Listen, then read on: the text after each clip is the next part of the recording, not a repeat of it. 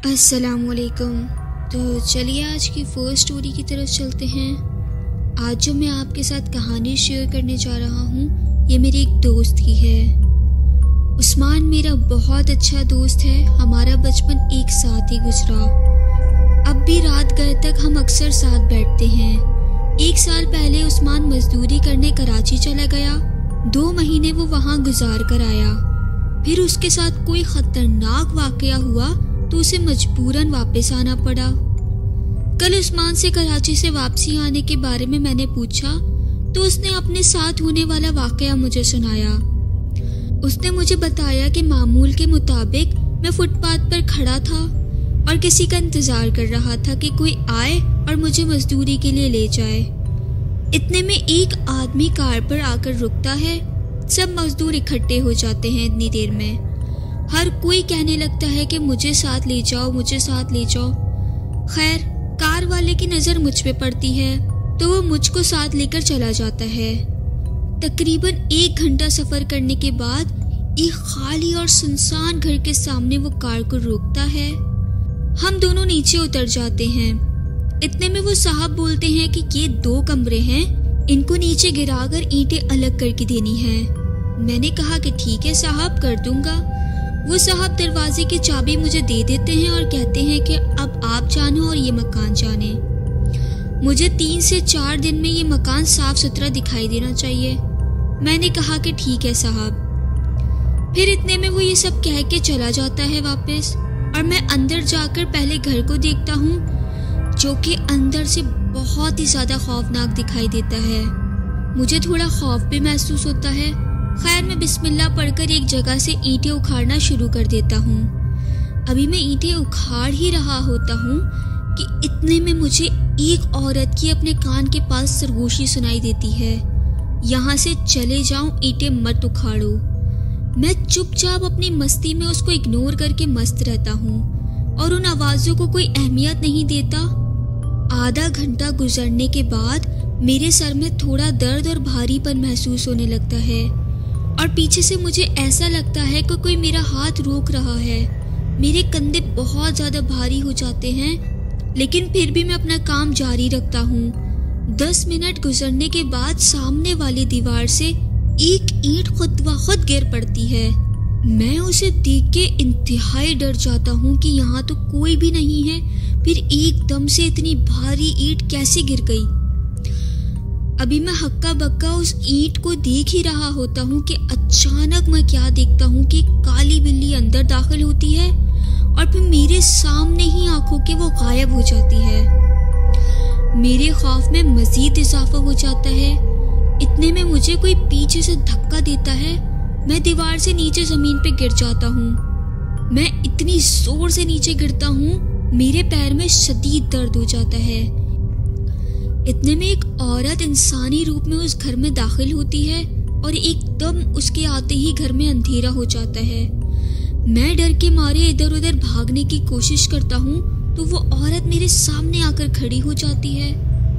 वो औरत मुझे कहती है कि मैंने तुझे रोका था कि ईंटें मत उखाड़ो और चले जाओ इस घर से, लेकिन तुमने मेरी बात नहीं मानी।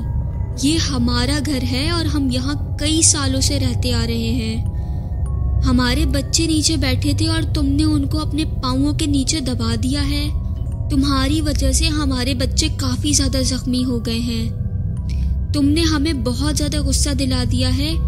अभी वो बोल ही रही होती है कि इतने में एक नौजवान इंसानी रूप में अंदर दाखिल होता है और मुझे गर्दन से पकड़कर ऊपर की जानिब खींचता है।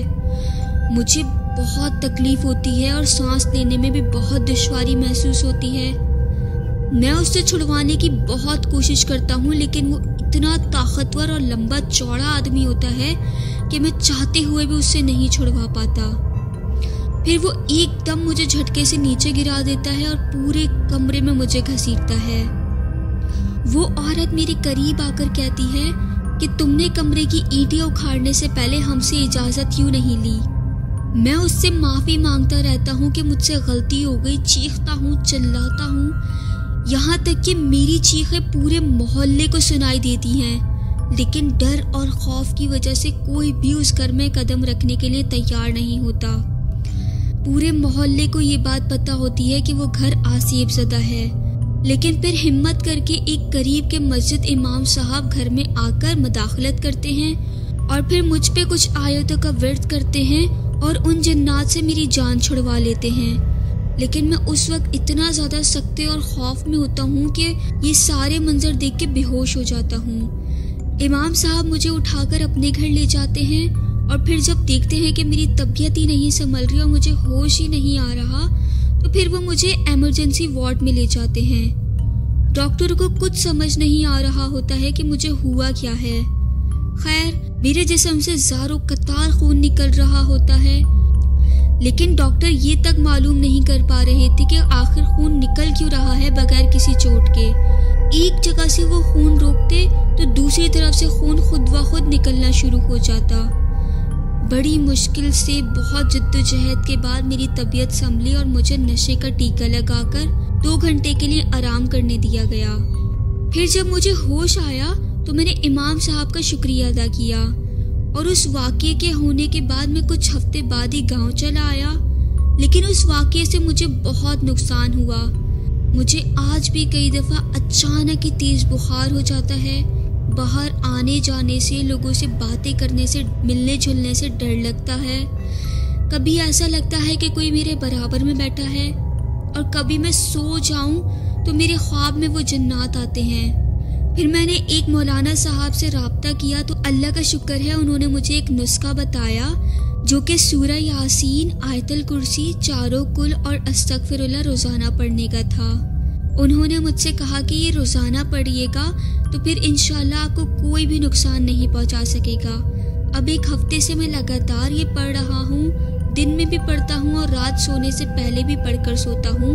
तो अल्हम्दुलिल्लाह अब मुझे कुछ नहीं होता, ना मुझे उन सारी चीज़ों से डर लगता है। लेकिन अभी भी मुझे वो सारी चीज़ें महसूस होती हैं। लेकिन मैं एक बात और सोचता हूँ कि वो जो साहब मुझे अपने मकान में ईंटें उखाड़ने के लिए लेके गए थे, उनको तो अपने मकान के बारे में ये मालूम ही होगा कि वो आसिफ ज़दा है। जब पूरे मोहल्ले को मालूम था तो उनको भी मालूम ही होगा।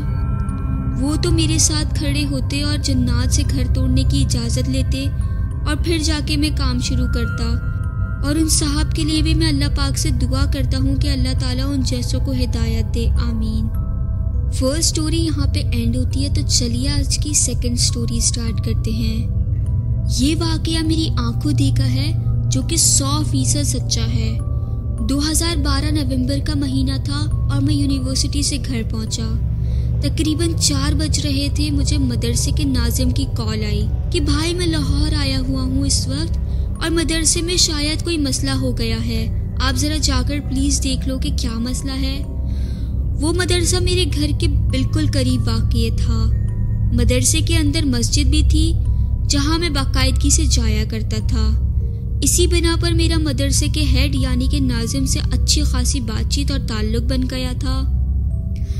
वैसे वो मदरसा था भी बहुत ज़्यादा कदीम।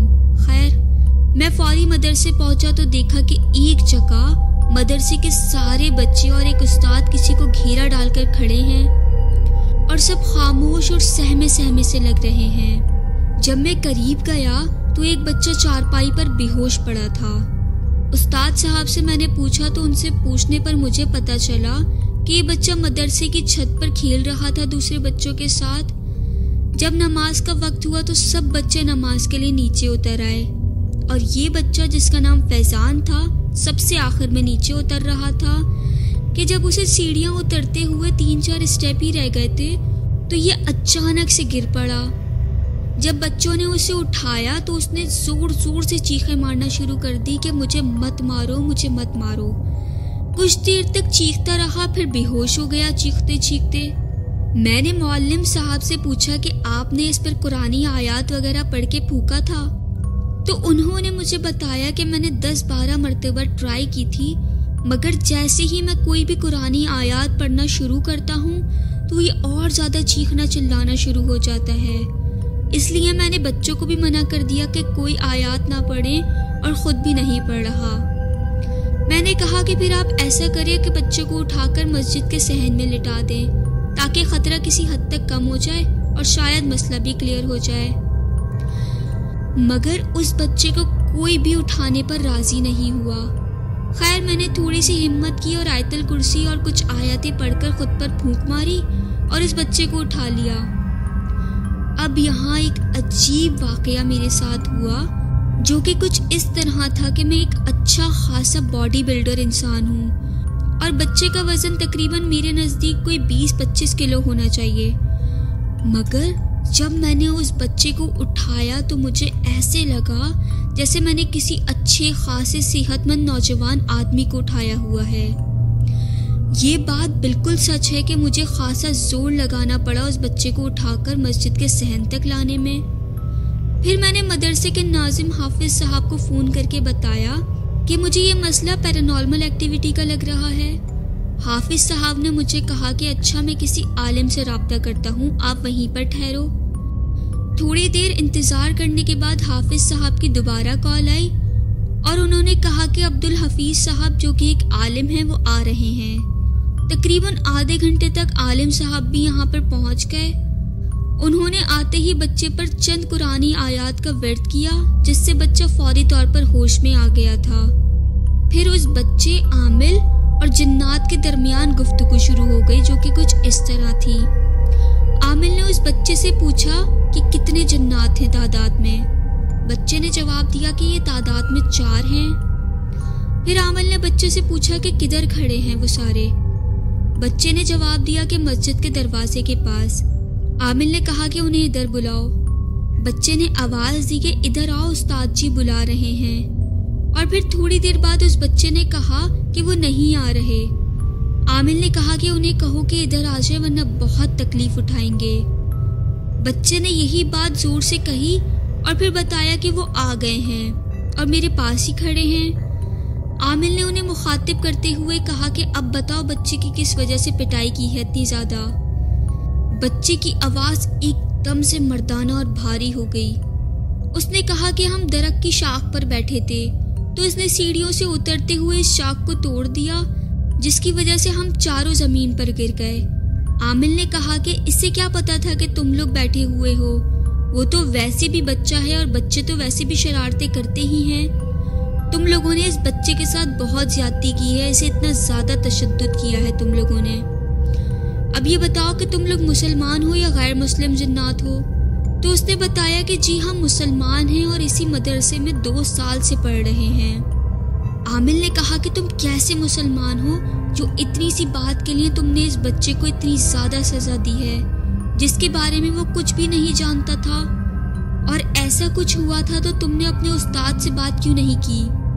किस्सा मुख्तसर, उन्हें उस आमिल ने कैद कर लिया और नाजिम साहब के आने पर उन्हें मदरसे से निकाल दिया गया। इस सारे वाक़ये के दौरान जब मैंने इस बच्चे फैज़ान की कमर और पिंडलियों से कपड़ा हटाकर देखा तो उन पर शदीद नील पड़े हुए थे। तो यहाँ पे हमारी सेकंड स्टोरी भी एंड होती है। आपको कौन सी स्टोरी पसंद आई है मुझे कमेंट सेक्शन में लाजमी बताइएगा। अल्लाह पाक हम सबको अपनी हिफ्ज़-ओ-मान में रखे, आमीन। अल्लाह हाफिज़।